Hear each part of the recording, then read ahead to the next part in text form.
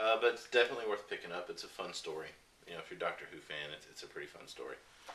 But this one I really, really like. Doctor Who, The Time Machination. Says, On the Run from Torchwood Institute. This is an example of why I like the Doctor Who comics so much, and why I really wish they'd take a clue from the comics when they do the TV series. This book does a very good job of not only integrating um, past David Tennant Doctor Who stories, but it also integrates old Doctor Who stories from the classic series. This book takes place in Victorian England, 10 years after the Doctor saves the Queen from the werewolves at Torchwood Manor, where she knights the Doctor, but then banishes him forever from the British Empire, and then turns Torchwood Manor over to the group that becomes Torchwood. So he's here on Earth, and on this first scene we have Herbert Wells. Herbert Wells, the guy in the blue jacket here, has brought this physicist, Victorian England physicist, to see the Doctor, the scientist.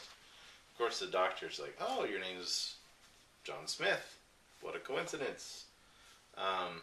Because the Doctor uses that alias quite a bit on Earth. But in the process of all what's going on, apparently the TARDIS is out of juice, and the Doctor needs to find a way to get to Cardiff to get a sample of energy from the Rift to jumpstart the TARDIS. Meanwhile, we have Torchwood with some sort of old, Victorian equipment used for tracking various time energies, trying to find the Doctor. And they realize, well, he came here, but he hasn't left. He's still here somewhere. And so they go through this whole story where, I don't want to go too in depth, but they're trying to get to Cardiff to get the energy, and the Torchwood people catch up to them. And the Doctor and John Smith, the scientist, get away. Here they're running away. However, Herbert Wells is tasered. They actually have a taser in Victorian England. And they take him in for questioning. Of course, if you haven't already guessed, Herbert Wells is H.G. Wells. Herbert George Wells. It says teacher and amateur novelist. Now this is where I really got excited when I was reading the story, because Torchwood is interrogating Wells. I said, well, how do you know the Doctor? And he tells us, about 4 or 5 years ago, I met the Doctor, but he looked different. It was a different Doctor. And they reference the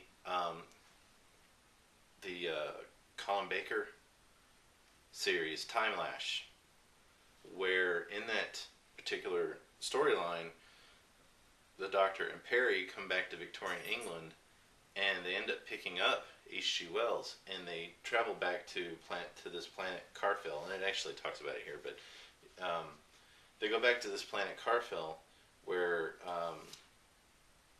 they fight.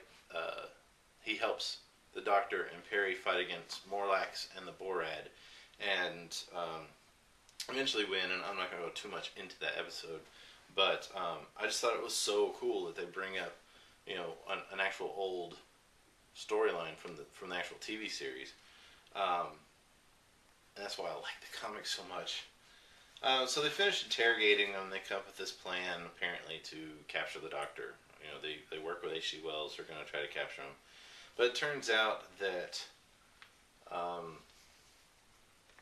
he comes and he talks to John Smith, and behind the Doctor's back, H.G. Wells does, and they come up with this plan to capture the Doctor, saying that they'll be heroes of the Empire and they'll get to have tea with the Queen.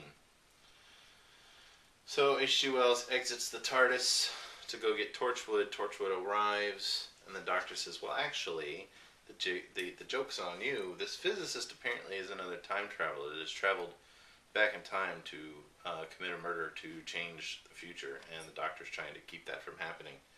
And so he kind of pulls a fast one on this John Smith, and actually ends up disappearing, leaving John Smith behind.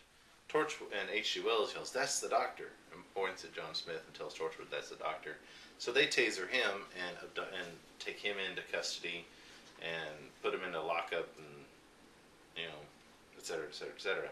And that's it. They don't go into any more at that point. Then the doctor and H.G. Wells meet up again, and the doctor sounds like, your books are really going to be popular, and Wells is like, I'm not gonna have books. I don't know. I'm not gonna be a writer. He's like, no, you will. So the doctor leaves, but then here's the next cool part. The story ends. The David Tennant doctor leaves. Tom Baker doctor appears and exits the TARDIS with Leela in her Victorian. I don't like this. Leela's saying, "These clothes are ridiculous. Why must I wear them?" And the doctor says, "Because you can't go walking around Victorian London in skins. You'll frighten the horses." Because Leela is a savage from another planet, and she usually goes around in a loincloth and skins. But then I love this bit. The doctor's talking to Leela, telling us, we're going to try to, catch the theater. He says, "Let's see what's playing." It says, Li Sen Ching. Well, I was hoping to get to see another show, but Li Sen Ching is from... Basically, this is leading into the story, the Talons of Wing Chang. I wrote that down. Wang Ching. Talons of Wang Chang, which again is another Tom Baker story from the old series. So it was just an exciting book. Excellent book, and very good artwork as well. I mean, it's very cartoonish, but honestly, it actually reminds me a little bit of Time Lord's little portraits he does. You sure you're not really Paul Grist doing artwork for this Doctor Who series? Because it looks very similar to your artwork, Matt.